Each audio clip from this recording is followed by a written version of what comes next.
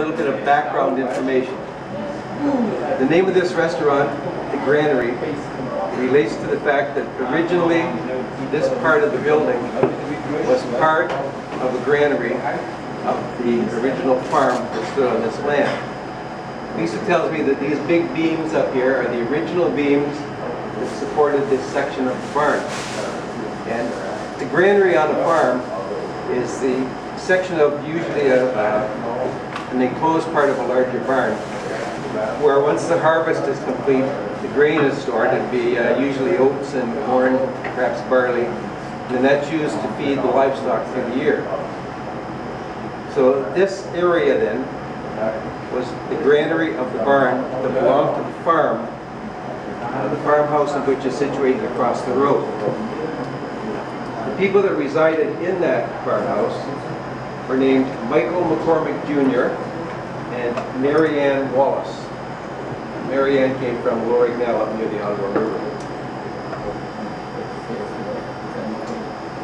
In 1863, Michael and Mary Ann had a daughter, and they named her Mary Ann after her mother. And so this Mary Ann McCormick that was born in that house in 1863 went on to become my grandmother, as well as the grandmother of Sheila and Tim and who else is here? And Bid up there, and the great-grandmother of Kevin, Kelly, Shannon, Michael, Kirsten, and great-great-grandmother of the two little Ryan girls, Sarah and Molly. And so I just want to fill you in a little bit of information about Mary Ann's background and how this all came about. I'd say rather probably typical of the times, Mary Ann would very likely have been born in the house, as was the custom at that time. And I'm sure, growing up as a little girl, she probably spent time playing out in the barn and probably played in this part of the granary. And as she got a little older, she would have been expected to take part in some of the farm chores. So she would probably have carried bales of grain, probably ground corn, to feed the pigs and the chickens, etc. on the farm. So she would have had to do her share of the chores. I couldn't find any information on whether there were other siblings, because that was the only research I really had was the Ryan book, and she wasn't one of the actual Ryans until later. So anyway, she maybe grew up alone, maybe had siblings, we're not sure. Yeah. In later years, as Mary Ann became an older girl, she enrolled in a dressmaking course that was taught nearby here in the town of Vankleek Hill. And when she was taking that dressmaking course, she became very close friends of two sisters. Their names were Dorinda and Cordelia Sloan.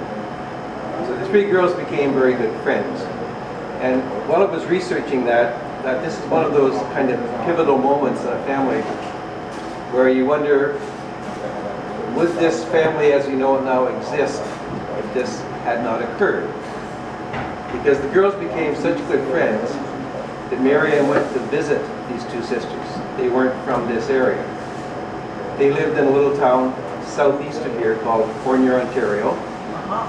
And while visiting her friends in Fournier, Mary Ann met a local farmer named George Dean Ryan, who later, of course, she went on to marry.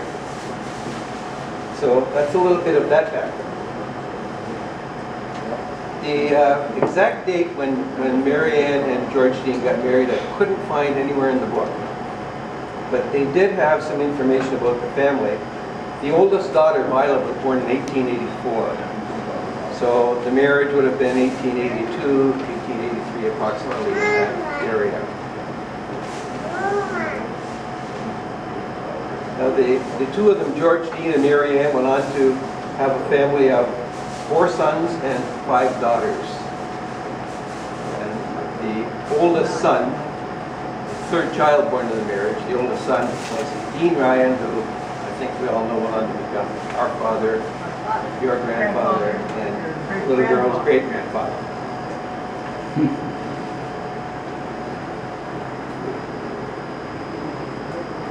The couple, Mary Ann and George Dean, settled in at 187 Strathcona Avenue in the Glebe section of Ottawa.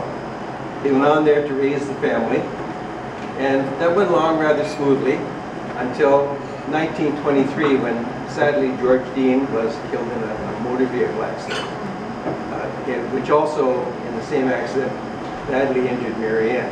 She spent several days in hospital, and actually was even unable to attend George Dean's funeral. When she finally did get out of the hospital, she had to take over the running of the family. She was 60 years old when she became a widow, and the three youngest children at the time were ages of 16, 20, and 23. So the older children had all grown up and moved on. She had just probably the three youngest ones at home at that time. Now, I've been told by our cousin Marguerite McGillis, whose grave we stopped at today, that once Mary Ann did get out of the hospital, she took over the running of the family, the running of the household. She was said to have been very stern, very straightforward, somewhat demanding at times, but she did run the household in a very definite manner. She continued living at Strathcona until well into the 1950s, and then she became very sick and went into St. Vincent's Hospital, where eventually she died on August the 20th of 1956 at 93 years of age. So that's a little bit of the background of why we're here today. And so I'd like you to join me in a little toast to family, especially this family that we're celebrating today. And if I can get my glass.